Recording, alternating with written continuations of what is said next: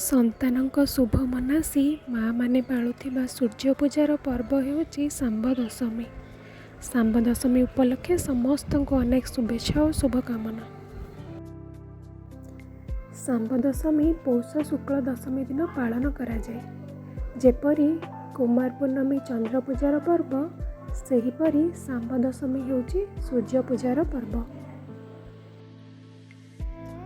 ଗାଉଁଲିରେ ଗୋଟିଏ ଢଗ ରହିଛି, ଯଥା ଅଇଲା ଚିତଉ ନାନୀ, ବାର ଓଷା ପର୍ବ ସଙ୍ଗରେ ଘେନି, ସମ୍ବର ଦଶମୀ ଅଲଣା ଦାଉ, ସବୁ ଓଷା ବାର ଏଇଠି ଥାଉ।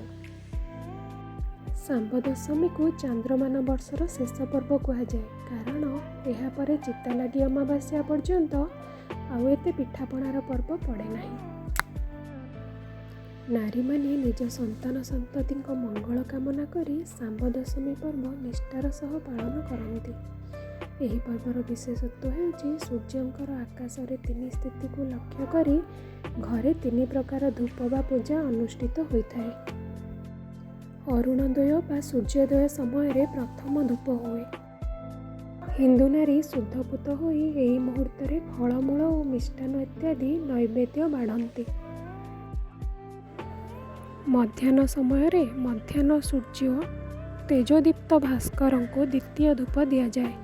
ଏହା ଶାମ୍ବ ଦଶମୀର ମୁଖ୍ୟ ଧୂପ। ଏଥିରେ ଗଇଁଠା, ଅଟକାଳି, ବିଭିନ୍ନ ପ୍ରକାରର ପିଠା, ଖେଚୁଡ଼ି, ଘଡ଼ଘଡ଼ା ତିଅଣ ଆଦି ଭୋଗ ହୁଏ। ଯେହେତୁ ଓଡ଼ିଶା କୃଷି ପ୍ରଧାନ ରାଜ୍ୟ, ଏ ସମୟରେ ପନିପରିବାର ପ୍ରାଚୁର୍ଯ୍ୟର ସମୟ। ବିଭିନ୍ନ ପନିପରିବାରେ ଏ ପର୍ବରେ ଯେଉଁ ତରକାରୀ ପ୍ରସ୍ତୁତ ହୁଏ, ତାକୁ ଘଡ଼ଘଡ଼ା ତିଅଣ କୁହାଯାଏ।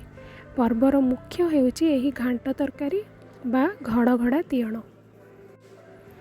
ଶେଷ ଧୂପ ବା ତୃତୀୟ ଧୂପ ହେଉଛି ସନ୍ଧ୍ୟା ସମୟର ଅସ୍ତାଚଳଗାମୀ ସୂର୍ଯ୍ୟଦେବଙ୍କ ନିମିତ୍ତ। ଏହି ଧୂପରେ ମଧ୍ୟ ଏଣ୍ଡୁରି, କାକରା, ମାଲପୁଆ, ଗଜା ଆଦି ନୈବେଦ୍ୟ ଅର୍ପଣ କରାଯାଇଥାଏ। ପୁରାଣ ପୃଷ୍ଠାକୁ ଆଧାର କରି ଦେଖିବାକୁ ଗଲେ ଶ୍ରୀକୃଷ୍ଣ ଶାମ୍ବଙ୍କୁ ଅଭିଶାପ ଦେଇଥିଲେ। ଶ୍ରୀକୃଷ୍ଣ ଶାମ୍ବଙ୍କୁ କୁଷ୍ଠରୋଗ ହେବା ନିମନ୍ତେ ଅଭିଶାପ ଦେଲେ। ଶ୍ରୀକୃଷ୍ଣ ପୁତ୍ରକୁ ଅଭିଶାପ ଦେଇ ଅନୁତପ୍ତ ହୋଇ ଦୁର୍ବାସାଙ୍କୁ ପୁତ୍ର ଶାମ୍ବର କୁଷ୍ଠମୁକ୍ତି ଉପାୟ ପଚାରିବାରୁ ଦୁର୍ବାସା ଅର୍କକ୍ଷେତ୍ର କୋଣାର୍କ କଥା କହି ଶାମ୍ବଙ୍କୁ ସେ କ୍ଷେତ୍ରରେ ସୂର୍ଯ୍ୟ ପୂଜା କରିବା ପାଇଁ ନିର୍ଦ୍ଦେଶ ଦେଲେ। ଦେବର୍ଷି ନାରଦଙ୍କ ସହ ଶାମ୍ବ ପୁଣ୍ୟଧାମ ଚନ୍ଦ୍ରଭାଗା ତୀରରେ ପ୍ରବେଶ କଲେ। ସେହିଦିନ ଥିଲା ପୌଷ ମାସ ଶୁକ୍ଳପକ୍ଷ ଦଶମୀ ତିଥି। ସେଠାରେ ସୂର୍ଯ୍ୟଙ୍କ ପୂଜାରାଧନ କଲେ। ସୂର୍ଯ୍ୟଙ୍କୁ ଚାହିଁ ଚାହିଁ ତପସ୍ୟା କଲେ। ଶାମ୍ବ ଚନ୍ଦ୍ରଭାଗା ନଦୀ କୂଳରେ ତପସ୍ୟା କରି ସୂର୍ଯ୍ୟନାରାୟଣ ବା ପ୍ରଭୁ ଆଦିତ୍ୟ ନାରାୟଣଙ୍କର ଏକ ମଣି ବିଗ୍ରହ ପାଇଥିଲେ। ସୂର୍ଯ୍ୟନାରାୟଣଙ୍କ ଆଶୀର୍ବାଦ ବଳରେ ଶାମ୍ବ ଦୁରାରୋଗ୍ୟ ବ୍ୟାଧି ଦୂର ହୋଇ ସୁନ୍ଦର ଶରୀର ଲାଭ କରିଥିଲେ। ପ୍ରଥମେ ଶାମ୍ବ ଚନ୍ଦ୍ରଭାଗା ନଦୀ କୂଳରେ ଏକ ମନ୍ଦିର ତିଆରି କରାଇ ପୌଷ ଶୁକ୍ଳ ଦଶମୀ ବା ଶାମ୍ବ ଦଶମୀ ତିଥିରେ ମର୍ତ୍ତ୍ୟଲୋକରେ ସୂର୍ଯ୍ୟ ମୂର୍ତ୍ତି ପୂଜାର ପ୍ରଥା ପ୍ରଚଳିତ କରାଇଥିଲେ। ସେହି ଦିନରୁ ପ୍ରତ୍ୟେକ ଓଡ଼ିଆମାନେ ଏହି ଶାମ୍ବ ଦଶମୀକୁ ରୀତିନୀତି ଅନୁସାରେ ପାଳନ କରିଆସୁଛନ୍ତି।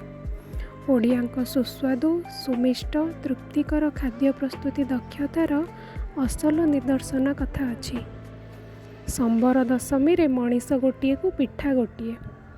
ଯେହେତୁ କୃଷିପ୍ରଧାନ ଓଡ଼ିଶା ରାଜ୍ୟରେ ଏ ସମୟରେ ପନିପରିବାର ସମୟ, ତେଣୁ ସମସ୍ତ ପନିପରିବାକୁ ମିଶାଇ ଏକ ଘାଣ୍ଟ ତରକାରୀ ପ୍ରସ୍ତୁତ କରି ସୂର୍ଯ୍ୟନାରାୟଣଙ୍କୁ ଭୋଗ ଲଗାଇବାର ବିଧି ମଧ୍ୟ ରହିଛି।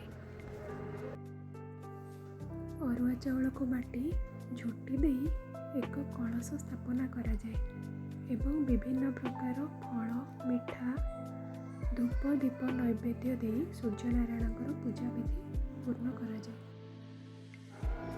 ଯେହେତୁ ଶାମ୍ବ ଶ୍ରୀ ସୂର୍ଯ୍ୟନାରାୟଣଙ୍କୁ ତପସ୍ୟା କରି ଏତେ ବଡ଼ ବ୍ୟାଧିରୁ ମୁକ୍ତ ହୋଇଥିଲେ, ତେଣୁ ତାଙ୍କର ନାମରେ ଏହି ଦଶମୀକୁ ଶାମ୍ବ ଦଶମୀ ନାମରେ ନାମିତ କରାଯାଇଛି। ଏବଂ ବର୍ତ୍ତମାନ ସମୟରେ ସମସ୍ତ ମା ମାନେ ନିଜର ସନ୍ତାନ ସନ୍ତତିଙ୍କ ମଙ୍ଗଳ କାମନା କରି ଗୋଟାଏ ଗୋଟାଏ ଭୋଗ ନିଜ ପିଲାମାନଙ୍କ ନାଁରେ ସୂର୍ଯ୍ୟନାରାୟଣଙ୍କ ପାଖରେ ବାଢ଼ି ଦେଇ ଶାମ୍ବ ଦଶମୀ ପର୍ବ ନିଷ୍ଠାର ସହିତ ପାଳନ କରୁଛନ୍ତି।